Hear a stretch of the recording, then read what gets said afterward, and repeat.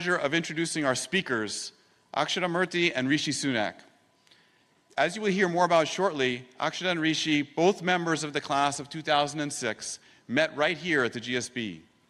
Throughout their lives and careers, they have been dedicated leaders in the private and public spheres. Akshata has spent over a decade investing in early-stage, consumer-focused British companies and currently leads the office of Akshata Murthy and Rishi Sunak, which promotes initiatives to drive positive impact in the UK. She is a trustee of her alma mater, Claremont McKenna College, and sits on the board of the Victoria and Albert Museum. Rishi has spent the last decade in the UK government, where he was Chancellor of the Exchequer before becoming the country's 57th Prime Minister. He was the first British Asian Prime Minister and the youngest person to take on the role in 200 years. He is currently a Member of Parliament and serves as the William C. Edwards Distinguished Visiting Fellow at the Hoover Institution.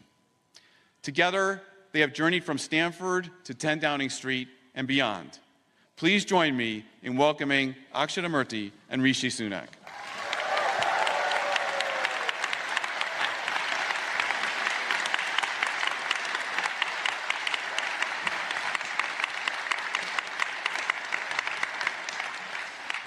Okay, Dean DeMarzo, thank you for your very kind words of introduction and for giving us the honour of joining you all today.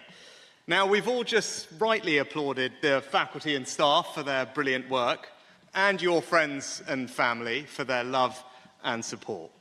But last, and by no means least, class of 25, you made it.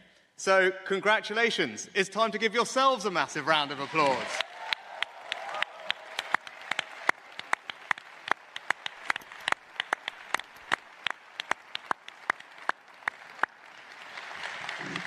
Now, we remember our own ceremonies so well. It was actually the first time our parents met. So it's wonderful to return in slightly less stressful circumstances. Stanford was transformational for us. I came here from India via Los Angeles, and Rishi from the UK. It opened our eyes to a whole new way of thinking, and it's informed everything we've done since. It also changed the course of our lives, because this is literally where we met, in the Schwab courtyard, to be precise. Now, who needs admissions algorithms when, as our then admissions director, Derek Bolton, who's here with us today, has since told us he could see we were meant to be together before we had even met, just from reading our admissions essays alone. So thank you, Stanford. 20 years and 2 daughters later, forget about being the best business school in the world, you're an even better matchmaking service.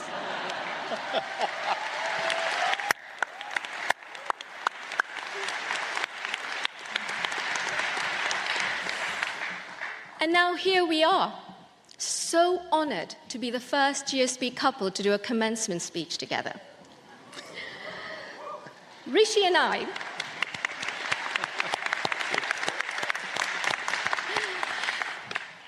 I approach things quite differently. So let's just say the process of preparing for today has been just a little bit revealing. I've heard couples therapy can be quite painful, but upon reflection, that might just have been the easier option. But on a more serious note, it's also been incredibly rewarding, because it's allowed us, the both of us, to reflect on who we are and how our experience here at the GSB has played such an important role in shaping our life together. And our different approaches have meant that we could push each other's thinking to become something better, sharper, deeper. We are each other's force multipliers. And today, we'd like to share 3 lessons that we've learned from our own 2-person tea group, if you will, which we would have found helpful sitting where you are today. Now, the first lesson is what I've learned from Akshata about the false comfort of data alone. Now, I'm a numbers guy, which was in fact a very helpful way of bonding with my father-in-law, Narayana Murthy. Now, he's a pioneer of the Indian software industry, founded the company Infosys, and he lives by the saying, "In God we trust, everyone else must bring data to the table." And I couldn't agree more. That deep respect for data and analysis has given me the edge in every role that I've had since leaving the GSB. So, well done for surviving data and decisions. But that depth of understanding will be relevant for everything else that you do, the full extent of which will be actually impossible for you to comprehend right now. For example, little did I know that sitting in that class, the techniques that I learnt there would help me 15 years later to understand SIR models, R numbers, exponential growth curves, as our government grappled with a once-in-a-century pandemic. In 2021, after months of lockdowns, the new Omicron variant of COVID emerged in South Africa and started to spike in the United Kingdom. I was Chancellor of the Exchequer at the time, and I was actually here on a trip, visiting with CEOs, investors, Stanford faculty. I got a panicked call in the middle of the night, and I had to cut my trip short, jump on a plane, fly back to Westminster, where I found that there was huge pressure for another national lockdown. Now, I probably would have felt the same if it hadn't been for my understanding of data, which meant that I could interrogate what was really happening in South Africa, and that analysis raised questions for me. But, and it's a big but, that's only as far as it could take me. I used to find comfort in the idea that data could always provide a certain answer, black and white, was reassuring to me. But my wife pushed me to think differently. While I'm the quant in our relationship, Akshata is definitely the poet. From our early days together, I try and join her for runs around the loop as an excuse to spend more time with her. And we'd chat as we ran, or more accurately, she would try to run, I would try to chat. But as our relationship deepened, she'd encourage me to understand that without giving up my love of analysis, I also had to tune in and trust my intuition, born of experience and values, however uncomfortable it made me feel. You know, on reflection, I was seriously unfit and had all the wrong kit, so the running was pretty uncomfortable too. But Akshata helped me see that data can't look around corners. It can't make the decision for you. And through her confidence, I grew to trust my own instinct more too. And at that moment, back in December 21, as Omicron came to the UK, it took intuition and not a spreadsheet to argue strongly against the prevailing belief that we needed another national lockdown with all the serious consequences involved. It was a big call, but categorically the right one. And the reality is, as a leader, the only decisions that reach your desk are the difficult 50-50 ones. Because if a decision could be answered with data or analysis alone, someone else would have made it already. And nowhere is that more the case than when you're sitting behind the Prime Minister's desk at 10 Downing Street. So, here's the thing. As you progress in your own careers, learn to listen to your intuition with as much respect and rigor as you do the analysis. Because if you want to lead, it's not a question of data or intuition. You've got to get comfortable with both. The second lesson is what I've learned from Rishi, and it's about the relationship between big idealistic dreams and small practical steps. I grew up in a country where the gulf between rich and poor was vast. I also grew up in a family where my parents inspired me to bring about widespread change, and I desperately wanted to be in their footsteps. In my Stanford essay, I spoke passionately about education, impact, and service. When I started here, my ideas had crystallized into what I call a form of die-hard idealism, and a quality which I perhaps naively saw then, and I admit now, as somehow morally superior to every other thing. Coming to Stanford, of course, I hope to learn from other idealists with big dreams like mine.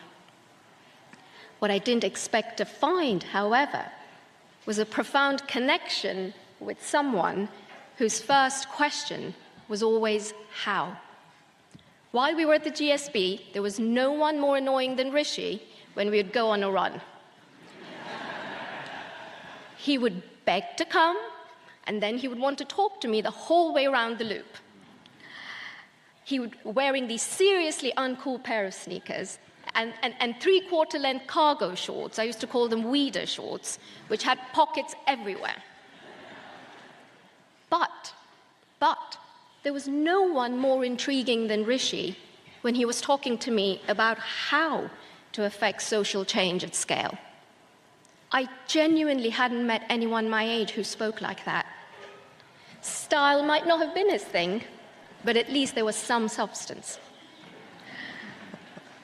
Idealism is inspiring, but he helped me see that if it's untethered from reality, there is no traction.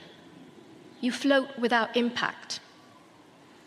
I learned from him that the path to achieving something transformational is rooted in the gravity of tangible steps, in the real world of the everyday. These steps are small, they're detailed, they're unglamorous, but they're also crucial for a vision to bear fruit. When I think back to my time at the GSB, and I think of Jeffrey Pfeffer's class called Paths to Power, actually, Rishi, a class I took as my excuse to spend more time with you, we learned how to get things done. And if you think about it like that, an idealist with nothing to show for it is just an idealist. A practical idealist, however, can achieve the remarkable. Both Rishi and I believe in the power of education to transform lives and to drive social mobility. Both our families are living proof of this idea. But while that's a big dream, the gritty question, of course, is how? What is that tangible next step? In direct answer to that, I founded a program called Lessons at 10 when we were living in Downing Street. It was all about inspiring and educating young people across the UK. And earlier this year, Rishi and I have launched the Richmond Project to give young people confidence with numbers, to improve their numeracy skills, and to build their financial literacy. Examples of big idealistic dreams achieved through those small, practical steps. So what I learned is that actually being practical is a power move. It's not the enemy of idealism as I once thought, but its running partner. Because if you want to make big dreams a reality, it takes both. And the third lesson is what we've learned together about the importance of worrying far less about the outcome. It's a concept known in Sanskrit as dharma, the idea that we should gain our fulfillment from simply doing our personal duty rather than from any rewards that may come with our efforts. Rishi and I started talking about this idea without knowing it right at the very beginning, as we were just getting to know each other, when we would meet up at Arbuckle Cafe for breakfast and ponder what the future might hold for us. That, and whether 11 a.m. was too early for some ice cream for Rishi. Now, it really does turn out that 11 a.m. is not too early. The concept of dharma has been an ongoing conversation and our guiding principle ever since. Successes and failures are part of the package that comes with leadership. And it doesn't matter who you are, in business or in politics. You will feel that on a deeply personal level, not least because the criticism can be noisy, it can be relentless, and it can be distracting. Now, obviously, you don't walk through the door at number 10 Downing Street without understanding this, but I'm so grateful that Akshara and I shared this commitment to dharma especially at the hardest moments, because it helped get us through them together. In the summer of 2022, I failed in my bid to become leader of the Conservative Party and Prime Minister. After fighting incredibly hard for what I believed was right, it was a very difficult blow. But the flip side of that disappointment was that I got to spend more time with my family after a grueling few years. It felt good focusing on being a member of Parliament, a husband, a dad. Our girls were thrilled that they got to go to TGI Fridays more often. The dog was thrilled to go on many more walks. And even Akshita was thrilled, I think, to have her running partner back. This time with considerably better gear, I might add. But 6 weeks later, my predecessor resigned. There had been a run on the pound, inflation was at a 40-year high, and the opposition party had a 36-point poll lead, which would require a monumental turnaround even at the best of times. Now, all politicians, if they're being truly honest with you, are a mixture of ambition and duty. A purely ambitious politician would at this point have sat out the impossible situation. That weekend, Akshita and I were in different places and we could only speak in snatched moments on the phone. But she reminded me that my dharma was clear. It was my duty to do the job because I felt that I could help my country at a very difficult situation. And 2 days later, I became Prime Minister. It was a battlefield promotion at a time of crisis, and one that I'll always be proud of. So here's the lesson.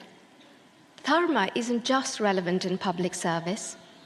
It means that you'll have the resilience and clarity you need to overcome whatever's thrown at you without losing your way or being submerged by ego. It's not only a fulfilling way to live your life, but it will enable you to do much more than you ever thought possible. So, thank you, class of 25, for listening to our story of data, dreams, and dharma. Now, the potential of your individual stories is immense, but you can't achieve that potential alone. So surround yourselves with people who can and do challenge your thinking. It might be your tea group of 2, it might be your team of 22, it might be the person you're sitting next to right now. Whoever they are, find your force multipliers, people who make you think better, sharper, deeper. And stay open to what they say. Sometimes it will scare you. Sometimes it might annoy you. But always it will help you become a better person. You will all have forged such strong friendships here. Take care of those relationships, and especially the differences between you, because they might just be the most consequential forces in your life. And as our own fantastic class of 06 prepare for our 20-year anniversary next year, and as the GSB celebrates its centennial year, a final thought. We were the first Stanford graduates to live in number 10 Downing Street, but both Akshata and I have every hope that we are not the last to live behind an important door at an important time, because the world needs global leaders like the ones being honed right here. We know you're all going to make Stanford proud, and we'll be applauding you all the way. So, get out there, change lives, change organizations, change the world.